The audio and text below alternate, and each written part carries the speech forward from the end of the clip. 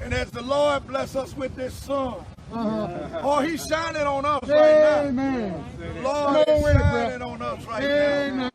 And we come to bring you some sunshine in terms of justice and equality. It is very saddened that at this day and time that we will have this type of behavior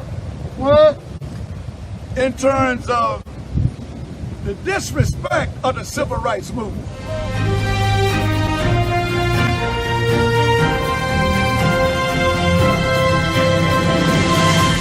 Hello, everyone, and welcome to another edition of Sclc Today TV with our president and CEO, Dr. Charles Steele Jr.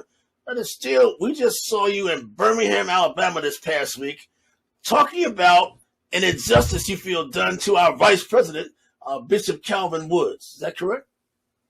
That's correct.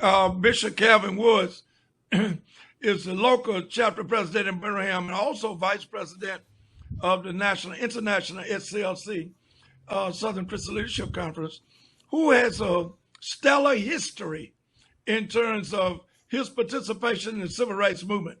He was the one who actually met with Dr. King and drove him around when Dr. King came to Birmingham in terms of the Birmingham movement. You're talking about a legend and an icon in its own right, and none other than Bishop Calvin Woods. Dr. Steele, as I heard you correctly, and I learned from our news release, you're asking for the Attorney General to investigate what happened to his statue, or his monument. Is that correct? That's correct. We're in the process of setting up an appointment for me to meet in Montgomery with the Attorney General. And it's only right, Maynard, for us to stand very courageously against this type of behavior. We don't know who did it. We don't know if they're black, white, green, or blue. But one thing we're demanding is prosecution of the perpetrator. And this is not going to be tolerated in this particular time as we move forward in terms of the civil rights movement. Let's hear what you also had to say after the one we just heard. Traveled all over the world. People in Berlin, Germany. Yeah, right. At the hotel that I stay in every time I go to Berlin, they have a chapel that's called the Birmingham Civil Rights Chapel. Yeah. Now, how in the world can somebody come and desecrate the memorial respectability of Bishop Calvin Woods when Bishop Calvin Woods and Birmingham chapter of Sclc is respected all over the world? Yeah. Now, if you don't travel, you don't know what I'm talking about. Yeah. Every time I travel, I tell folks I'm from the civil rights community of Birmingham, Tuscaloosa, Alabama. This is respectability for Birmingham. Now, if you don't know the historicity of the movement, it's because of Birmingham, Alabama, that you have black elected officials. If you don't understand the respectability in terms of the historicity of the Birmingham 1963 movement, it is because you can go downtown and sit and eat wherever you want to. It is because we have black bank tellers. Birmingham is the example of the world. I will not sleep any night until we find the perpetrator who was so narrow-minded to bring about the desecration and the disrespect of the civil rights movement. But your critics or cynics might say, why should we care? And you say? I say, if you're a critic, then I promise you, you're benefiting from the civil rights movement. If you're critical of what we're standing for, then you are benefiting on something that you didn't even pay a price for. It's just like taking something out of the store and not paying for it. If you criticize it, us standing up for what's right, then you should not go and eat at the restaurants after you leave church. You should not go and take your family out to a reunion at the hotel, because in the historicity of what we do, that's what SCLC and the Civil Rights Movement brought to fruition, was the positiveness of us being participatorily involved with society opportunities. That's what SCLC did. SCLC brought about the 1965 Voter Rights Act. And you're also talking about the 1963 Birmingham movement in terms of Bull Connor standing up against the dogs, and in Kelly Ingram Park, where I was standing, and none other than Bishop Calvin Woods and his family and other civil rights leaders. Reverend Fred Shuttleworth led that movement. So if you're critical of us, you should not integrate the schools that you go to. If you're critical of us, you should not go to the banks, Mr. Eden, and try to get a loan. You shouldn't work on the job that you're working on, because before we had the movement of the civil rights era, we had a job, but we didn't get paid. We had a job, but it was out in the fields. We had a job, but you were disrespected if you're critical of what we're doing.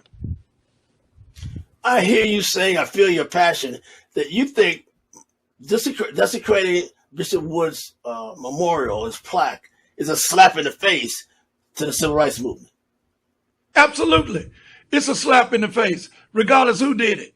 We have come too far.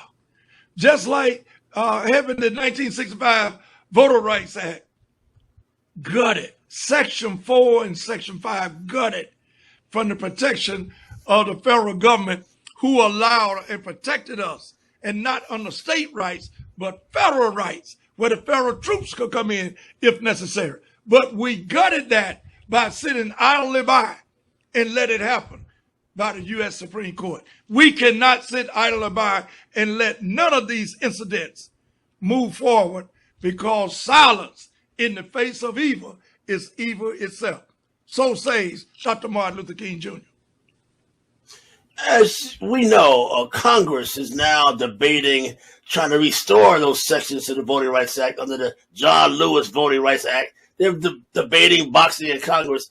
But do you think most of America, particularly black folks, forgot what Birmingham meant to this?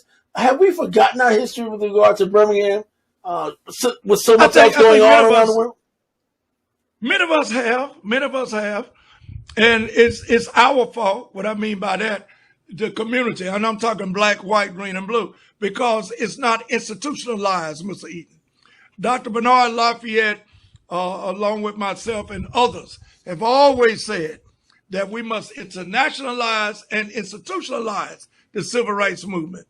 Many of people don't even realize that the Emancipation Proclamation was done through an executive order. You know, all we were taught was that Abraham Lincoln freed the slaves. Nobody went no further than that. It wasn't in the books. It wasn't in the storytelling. How did Abraham Lincoln free the slaves without Congress bringing about support of the Emancipation Proclamation? Why and how did it happen? Because of an executive order.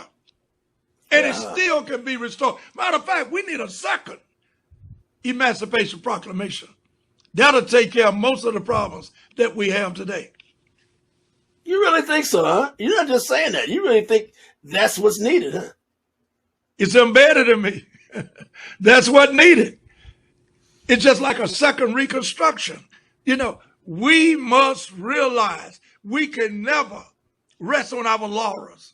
See, many of times, if you don't keep this in front of people, we'll go to sleep at the wheel and have an accident. Right. Just like in the movement. We thought these successes and accomplishments will last forever, Mr. Eden. But as soon as you enact them and bring them to fruition, the devil is out there to eradicate it while you celebrate it. Finally, I want to end this note. Since you made the travel to Birmingham, that's your home state. You live or were born just miles from there in the University of Alabama territory, you and the University of Alabama. But on a serious note, that's a significant part of our black history, is it not? We talk about Black Lives Matter. You're sitting in Atlanta right now. Many people think Atlanta is a mecca for black achievement. I hear you say, I've heard you say before, Alabama really is where all this started, right? You're right on target, Mr. Eden. Alabama is my home state, Tuscaloosa, Alabama. There we go. Tuscaloosa. I'm from Tuscaloosa, Alabama, born and raised. That used to be a time we as young adults growing up was ashamed, embarrassed because of what was going on in Alabama. But Dr. King and Dr. Lafayette and others actually chose Alabama, even Selma, because the documentation of the research said that white folks in Selma, Alabama was too mean and black folks was too afraid, Negroes at the time, to have a movement. But Dr. Lafayette was doing the research and was talking about we got to go to Selma. We emulated Selma, Montgomery, and Birmingham out of Tuscaloosa, Alabama. I used to be ashamed because when I left Alabama and would go up north and visit my cousins, and people would ask me where was I from, I said L.A. I didn't lie to them. Lower Alabama, Alabama. So the first thing my cousins say, don't ever tell people that you're not from Alabama. And I began to say, I'm from Tuscaloosa, Alabama. But when it really hit me and I had the impact of Alabama, is when I started traveling abroad. And when I meet the leaders abroad and in other countries like Berlin and all the countries that I travel through on the continent of Africa. When I say I live in Tuscaloosa, Alabama, they will bow and kneel and say, thank God for Alabama. And it lifted me up. Yes, sir. Really? Because Alabama was the impactful movement of freedom. And it impacted the whole world. We must realize we have a lot to be proud of, but you can't stop there. You can't live in the past. You can know the history of the past and live in the current atmosphere that we are currently experiencing right now. But tomorrow is a new day, and we have to move forward. And you're saying, finally, Bishop Calvin Woods is a salute to the past, but he's still here with us serving today. Is that correct? He's a salute to the past, and he's an elder spokesperson who's still on the battlefield.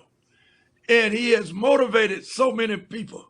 Presently, we must actually get involved and know the history of the movement and where we come from. Why do you think on the critical race theory, there's a movement going where this system and this country of people who are responsible for information and education don't want us to know our history?